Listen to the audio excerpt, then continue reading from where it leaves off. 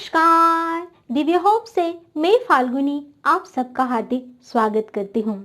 जैसा कि आपको पता है 7 अप्रैल 2021 के दिन बुधवार के दिन हम सब मना रहे हैं पाप मोचिनी एकादशी। यह एकादशी भारत के उत्तर भाग में चैत्र शुक्ल पक्ष में आती है, जबकि भारत के बाकी के भाग में ये फाल्गुन कृष्ण पक्ष में आती है। तो आइए जानते हैं पाप मोचिनी एकादशी का हमारे हिंदू धर्म में क्या महत्व है तथा उसकी पौराणिक कथा और पूजा विधि। पाप मोचिनी एकादशी, जो जैसा कि नाम है, हमारे सर्व पापों को नष्ट करती है। लेकिन ऐसे पाप जो हमने अनजाने में किए हो, जैसे कभी किसी ने ब्रह्म हत्या, मंदिर में चोरी, दारू आदि व्यसन, ये सब जो अनजाने में किए हैं, वो सारे पाप इस एकादशी का व्रत करने से नष्ट होते हैं।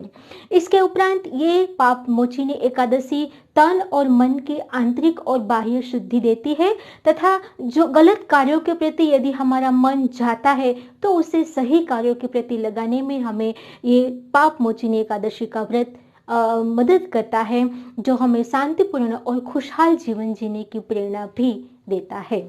आइए जानते हैं पाप मोचिनी एकादशी की व्रत कथा, जो हमें पद्म पुराण में मिलती है, जिसके अनुसार भगवान श्री कृष्ण युधिष्ठिर को बताते हैं कि पाप मोचिनी एकादशी होली और चैत्र नवरात्रि के मध्य में आने से ये हिंदू धर्म के लिए सबसे महत्वपूर्ण एकादशी है और मेरा प्रिय एकादशी का व्रत है।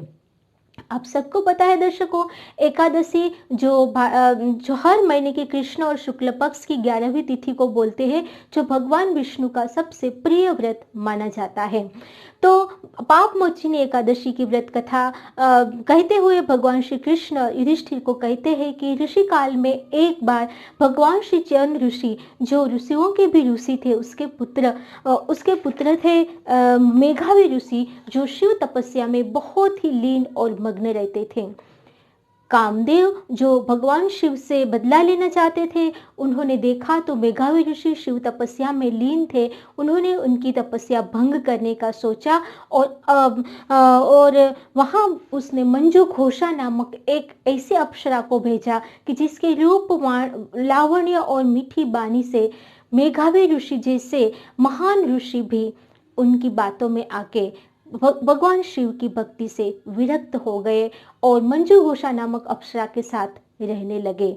बहुत सालों के बाद जब मंजू घोषा ने ऋषि को बताया कि अब उन्हें देवलोक जाने का उनका समय हो गया, तब अचानक मेघावी ऋषि की आंखें खुली और मन की आंतरिक आंखें खुलने से उसे एहसास हुआ कि कैसे वो शिव भक्ति से विरक्त हो गए और एक निर्लज्ज अप्सरा के मोह में फंस के अपनी सारी तपस्या भंग कर बैठे। ऐसे में क्रोध के आवेश में उन्होंने मंजू घोषा को पिशाचिनी बनने का शाप दे दिया और वे तुरंत अपने पिता चरण ऋषि के पास गए, जहाँ चरण ऋषि ने उसके तेज जो तपस्या का तेज था मेघावी ऋषि के मुख पर, वो पूरा तेज गायब हो गया था, जिसे जानकर चरण ऋषि परेशान हो गए और उन्होंने कहा कि बेटा, ये तुमने घोर पाप किया है। शिव भक्ति से विरक्त होने से तुम्हें अनेक पीड़ा सहनी पड़ेगी। अतः ये पाप से छुटकारा पाने के लिए मैं तुम्हें पाप मोचिनी एकादशी का व्रत करने की सलाह देता हूँ। इसके बाद तुरंत मेघावी ऋषि ने पाप मोचिनी एकादशी का व्रत किया। साथ साथ में मंजू घोषा ने भी गिड़गिड़ाई और कहा कि मुझे इस पिशाचिनी योनि से कैसे मुक्ति मिलेगी। तब उन्होंने भी बताया कि पाप मोचिनी एकादशी का व्रत करने से तुम्हें भी इस योनि से मुक्ति मिलेगी। इस बार जहाँ मंजू घोषा ने ये व्रत पूरे विधि विधान से किया और पिशाचिनी योनि से मुक्त होकर देवलोक में वापस चली गई, तो दूसरी ओर मेघावी ऋषि ने भी पूरे विधि विधान से पाप मोचिनी एकादशी का व्रत किया। जिस तरह से हम सब एक 10वीं तिथि के दिन एकाहार यानी कि एक समय आहार करते हैं, एकादशी के तिथि के दिन फलाहार करते हैं, अन्न नहीं खाते, और द्वादशी के दिन उसका पारण करते हैं। इस तरह से पूरी विधि विधान से मेघावी ऋषि ने व्रत किया। तो उन्होंने जो शिव भक्ति के जो उसकी साधना थी, जो उसका तप था, वो उसके चेहरे पर चमकने लगा और एक भी साधना उसकी नष्ट नहीं हुई और वो अपने पाप से विमोच यानी कि दूर हो, उनके सारे पाप नष्ट हो गए।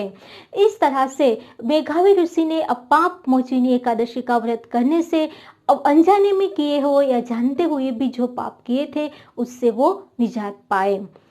भगवान श्री कृष्ण युधिष्ठिर से कहते हैं कि इस तरह से कोई भी मनुष्य यदि ये पाप मोचिनी एकादशी करते हैं तो जाने अनजाने किए हुए सारे पापों को मैं नष्ट करता हूँ।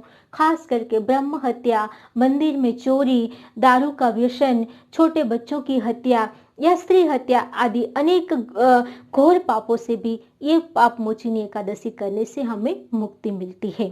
आइए जानते हैं इस एकादशी की विधि, जो प्रत्येक एकादशी के दिन जिस तरह से हम करते हैं, 10वीं तिथि की शाम से ही हमें एकादशी का व्रत शुरू करना है, सिर्फ फलाहार करना है। एकादशी के दिन ब्रह्म मुहूर्त में उठ के संकल्प करना है और संकल्प करने के बाद स्नानादि कार्य करके हमें एक चौपाट पे पीला कपड़ा बिछा के सप्तधान का एक ढेर बनाना है।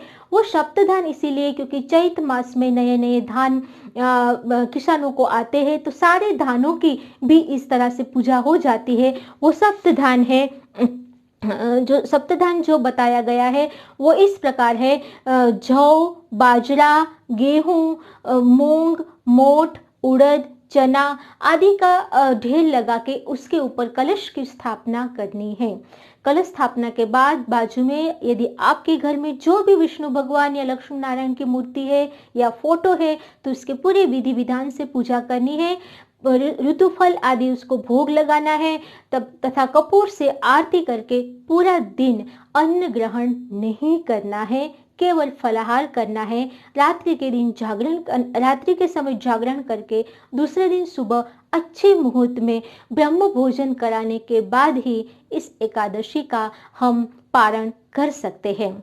एकादशी का शुभ मुहूर्त, उसका पारण और उसकी विधि विधान कैसे है उसकी पूरी जानकारी मैं स्क्रीन पर दे रही हूँ।